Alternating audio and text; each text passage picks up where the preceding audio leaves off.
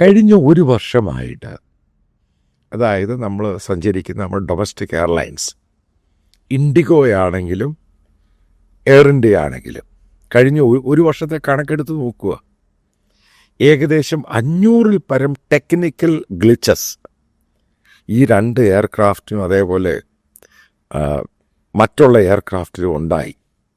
ഇത് ഞാൻ പറയുന്നില്ല, DGCA പറയുന്ന കണക്കുകളാണ്. അപ്പോൾ ഈ എയർക്രാഫ്റ്റിന് ഗ്ലിച്ചസ് ഉണ്ടായി, ഇതെല്ലാം തിരിച്ച് ലാൻഡ് ചെയ്തു.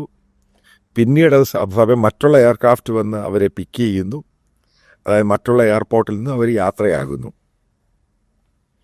തുടരെ ഇത്രമാത്രം പ്രശ്നമുണ്ടായിട്ട് പോലും ഒരു ചോദ്യമാണ്, എന്തുകൊണ്ടാണ് ഈ 500-ഉം 600-ഉം ഗ്ലിച്ചസ് എന്ന് പറഞ്ഞ് ഒരു വർഷം കൊണ്ടുണ്ടായിട്ട് എന്ത് നടപടിയാണ് എടുത്തത്?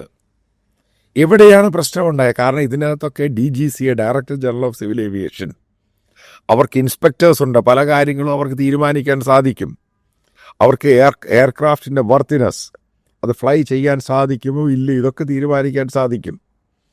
എന്തുകൊണ്ടാണ് അതിനൊരു പരിസമാപ്തി ഉണ്ടാകുന്നതിൻ്റെ കാര്യം എന്താ? ചോദ്യങ്ങളാണ്. ഇപ്പം ഗവൺമെൻറ്റിൽ ചില ആൾക്കാർ പറഞ്ഞു, ഡ്രീം ലൈനർ എയർക്രാഫ്റ്റിൻ്റെ അഹമ്മദാബാദ് എയർ ക്രാഷുമായി ബന്ധപ്പെട്ട് അതായിരുന്നു പ്രശ്നമെങ്കിൽ പിന്നീട് എന്തുകൊണ്ട് ഈ പറയുന്ന എയർ ഇന്ത്യയും ഇൻഡിഗോയും ഈ ഡ്രീം ലൈനർ ഓർഡർ ചെയ്തു? അതായത് വലിയൊരു പൊതുസമൂഹത്തെയും ജനസമൂഹത്തെയും ഡാർക്ക് ഷാഡോ ബോക്സിൽ നിർത്തിയിരിക്കുകയാണ്. അറിയില്ല എന്താ ഇതിൻ്റെ പിറകിലുള്ള നിഗൂഢ രഹസ്യമെന്നറിയില്ല.